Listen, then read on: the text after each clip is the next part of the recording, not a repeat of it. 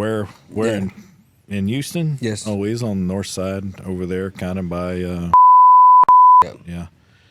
And we won, I think, 3 rounds and running some really fast guys, you know, and the truck was flying. You know, it was running, I think it went a 54, a 51, and a 52. Damn, on the street? On the street, yeah.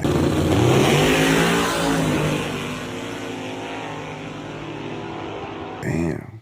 And Everything was flying for real. yeah, that truck worked really well. It was a good no prep truck that, you know, that it really shined on the street.